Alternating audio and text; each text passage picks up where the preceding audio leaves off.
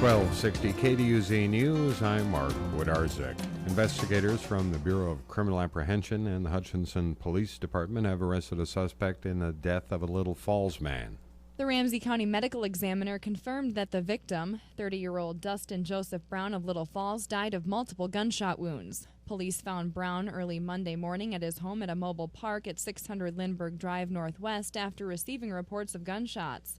The home had been set on fire, and investigators believe the suspect set the blaze to destroy the crime scene. Investigators arrested the 36-year-old suspect without incident Monday night at his home in Hutchinson. The suspect is currently being held in Morrison County Jail. Little Falls Police Chief Greg Shermer says they are not looking for any additional suspects at this time. The Little Falls Police Department is investigating the case with the assistance of the Bureau of Criminal Apprehension, the Morrison County Sheriff's Office, and the Central Minnesota Drug Task Force. Abby Popp reporting. A 35-year-old Atwater woman made her first court appearance yesterday on 2 felony drug charges for allegedly giving marijuana and methamphetamine to 2 teenagers and using the drugs with the teens at her home. The West Central Tribune reports Lene Marie Whitmore also faces a gross misdemeanor charge of child endangerment in Candy-Ojai County District Court. Unconditional bail was set at $30,000 with conditional release on her personal recognizance. Her next court appearance is December 6th. A St. Francis man has pleaded not guilty to federal charges accusing him of sexually abusing 2 boys on a U.S. Air Force base overseas. The indictment alleges Joshua Gardner sexually abused the boys on the Kadena U.S. Air Force base in Okinawa, Japan, between September 1997 and May 2002. A Minnesota woman who has refused to stand for her trial on terror charges now says she was mistreated in jail. Amina Ali says her veil and clothing were forcibly removed after she refused to disrobe in the Sherburne County Jail. Ali says jail officials stepped on her and twisted her arms and didn't give her medical attention. The U.S. Marshals Service spokesman says no force was used. Shane Bauer enjoying some quiet family time in Minnesota now, just 2 weeks after walking out of an Iranian prison. Bauer arrived this week at his mother's rural home near Pine City with his fiancée, Sarah Shord. His mother, Cindy Hickey, says the visit has been filled with walks in the country, sing-alongs around the fire, and cooking meals together. Bauer, Shord, and their friend Josh Fatal were arrested in 2009 while hiking near the Iraq-Iran border. The dry, hot weather continues across Minnesota today, further increasing the fire danger. Too much dry fuel, too much wind, and if you do get under these conditions, a fire start going, it could move very quickly.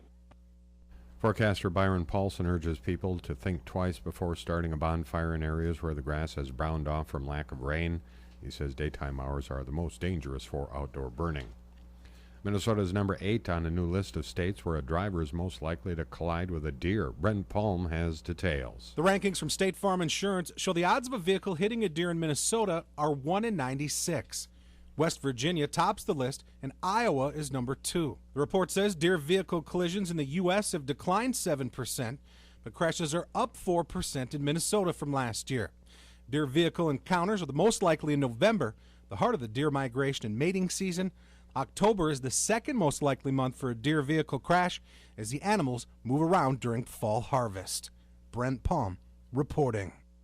President Obama lashes out at Republicans who plan to block his jobs bill. More from ABC's Brad Wheelis. Focus on the White House. Tough talk from President Obama in Texas. He went after House Majority Leader Eric Cantor, who says he will block a vote on the president's jobs bill. I'd like Mr. Cantor to come down here to Dallas and explain what exactly in this jobs bill does he not believe in?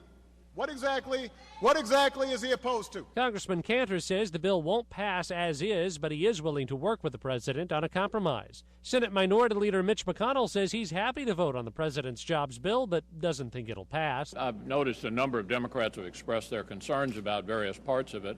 But what the president's asked for is not parts of it, but the whole thing. New Jersey's governor says no to a presidential bid. New Jersey, whether you like it or not, you're stuck with me. Chris Christie says now is not the time for him. Aides cited the difficulty in getting a campaign organized at this stage of the game. He had been urged by members of the GOP and donors alike to get in the race. I'm Brad Wheelis, ABC News.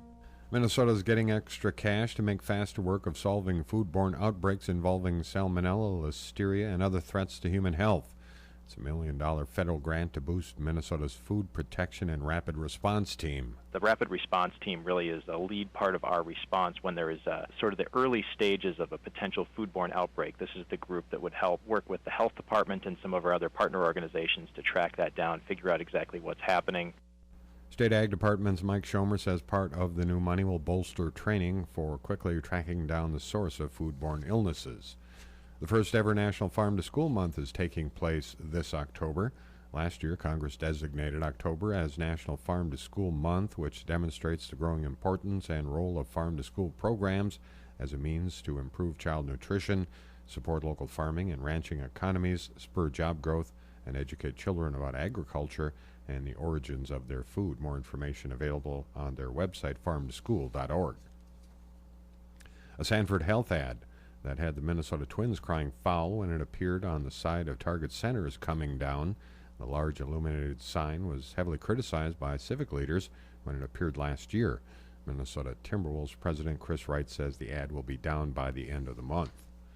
For the first time in WNBA Finals history, both teams have women as head coaches. Cheryl Reeve led the Minnesota Lynx to the best regular season record in the league, and Marinelle Meters has guided the Atlanta Dream to 2 straight finals appearances. The Lynx lead the series 1-0 heading into tonight's Game 2.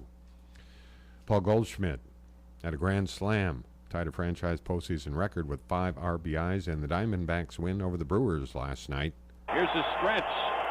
1-2 pitch, and it's in the air to pretty deep right center field. Back of the warning track, back of the wall. Grand slam!